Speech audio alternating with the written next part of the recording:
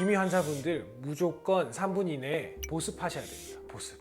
우리가 뭐 양치를 3분 동안 한다 뭐 이렇게 이야기하죠. 여러분들 기미 환자분들은 항상 1번 주제 보습하셔야 돼요. 자, 반대로 이야기해 볼게요.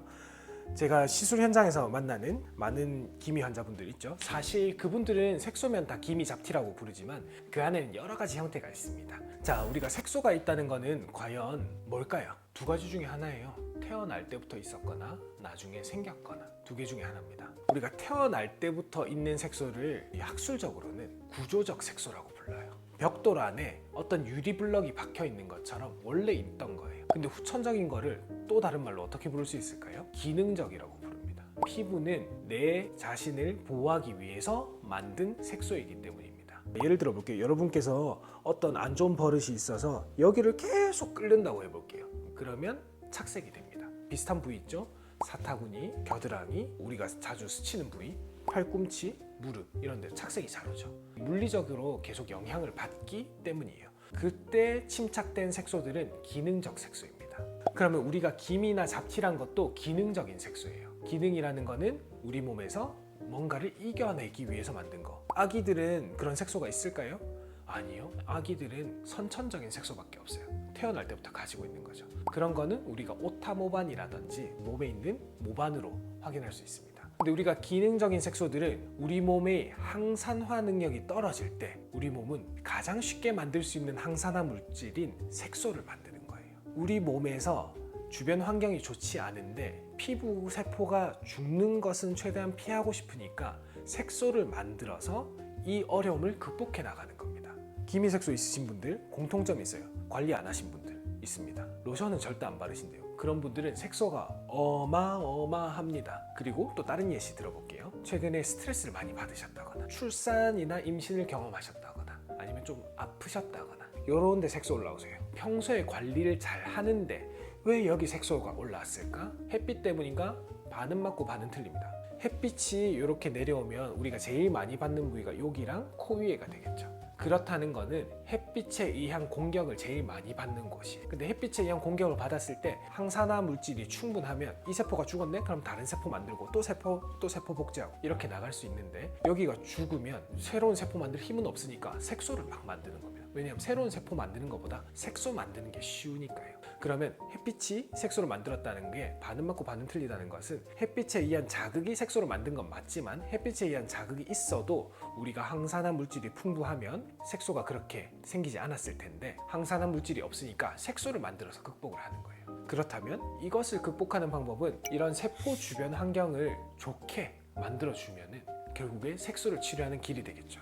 그럼 여기서 또 다른 답이 하나 나와요. 그러면 색소 치료를 잘 하는 병원은 어떤 병원이냐? 피코토닝 20번을 해주는 병원일까요? 아니요. 여러분들의 그 피부 상태에 대해서 확인하고 여러분의 보습이라든지 아니면 콜라겐 생성을 위한 프로그램도 다 준비가 돼 있어야 돼요. 그걸 위해서 우리는 고주파가 필요하기도 하고 스킨 부스터가 필요하기도 합니다. 적절한 스킨 부스터와 적절한 고주파를 이용해야지 나중에 우리가 레이저를 쐈을 때 색소세포가 없어진 그 다음에는 우리가 정상적인 세포들을 채워 넣을 수 있는 거예요. 그런데 정상적인 세포를 채워 넣을 수 있는 능력이 없이 레이저 자극만 한다면 이 레이저 자극 자체가 햇빛과 똑같은 역할을 하는 극단적인 슬픈 경우도 있습니다.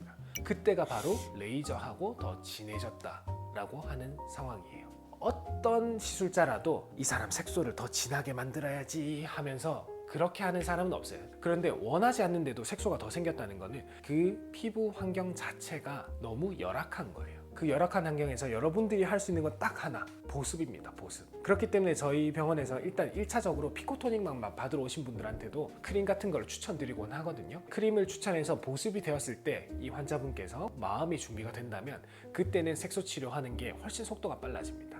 제일 중요한 것은 피부 환경 자체를 좋게 만드는 일, 그걸 하기 위해서는 고주파나 스킨 부스터를 이용해서 피부 속 콜라겐을 채워주고 우리가 필요한 영양물질과 수분감을 채워주는 히알루론산을 넣어줘 가지고 피부를 탱탱하게 만드는 거. 그렇게 해서 피부 결도 좋아지고 피부가 뭔가 촉촉해졌을 때 우리는 레이저를 받아들일 수 있는 상태가 되는 거예요. 아까 제가 말씀드린 선천적이고 구조적인 색소 이런 것들은 이미 콜라겐이 풍부한 환경에 있기 때문에 저희 병원에 있는 레이저 몇 개로 몇 번 때리면 금방 없어집니다. 그거는.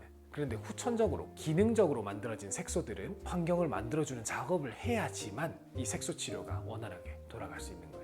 이때 여러분이 할 수 있는 거는 무조건 세안하고 3분 이내에 무조건 보습하시는 거. 하나만 고백할게요. 저 평생 선크림 안 썼습니다. 근데 보습은 항상 신경 썼어요. 물론 타고 태어난 것도 있겠지만 선크림 물론 해외여행 갈 때 씁니다. 바닷가 갈 때 써요. 매일매일 쓰는 선크림 환자분들한테 추천드려요. 적절한 치료가 반응이 있게 하기 위해서는 보습을 하는 게 중요한 거예요. 그래서 여러분들께서도 여러분 가능성을 최대한 발현하시는 게 목표잖아요. 외모에 있어서도 기미나 잡티가 앉아있다는 거는 내 가능성을 저해하는 뭔가가 있는 게 그게 싫으신 거잖아요. 그걸 위해서는 기초 작업이 돼야 되는 게 보습이란 점 잊지 마시고, 하나 더 정보를 드린다면 개기름이 보습이 아닙니다.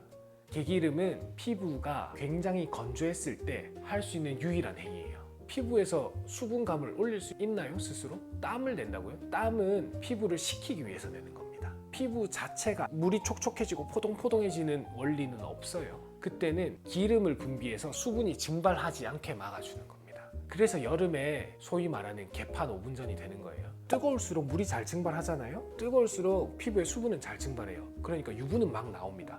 그때 또 땀은 또 나와요. 땀은 왜냐하면 이 표면을 식혀줘야 되니까. 땀과 기름이 범벅되면서 피부는 트러블이 생기기 가장 좋은 환경이 됩니다. 그런 점을 주의해 주시고, 보습을 해주시는 것 자체가 트러블을 막는 길도 된다는 거, 그 점을 꼭 알아주시면 좋겠습니다. 그렇게 하시면 여러분들께서 나중에 어떤 시술을 받으시든, 흑자를 제거하시든 기미를 제거하시든 그 다음에 잡티를 제거하시든 가장 좋은 결과를 얻으실 수 있을 거예요. 단순히 점 하나 뽑았는데 6개월 동안 회복 안 되시는 분들이 있습니다. 왜냐하면 피부 환경 자체가 굉장히 열악해서 세포 합성이 안 되기 때문이에요. 그런 세포 합성이 안 될 때는 결국 피부는 색소를 만들 수밖에 없기 때문에 점 뽑은 자리가 오히려 착색이 되기도 합니다. 그런 분들한테서도 수분을 채우고 그다음 피부 환경을 개선시키면 나중에는 깨끗한 피부로 가게 돼요. 그러기 위해서는 항산화제 복용하시고 수분, 보습 신경 쓰시고 그 다음에 디데이 워놓으시고 하시면 되겠습니다. 오늘도 예뻐지는 디데이 되세요. 안녕.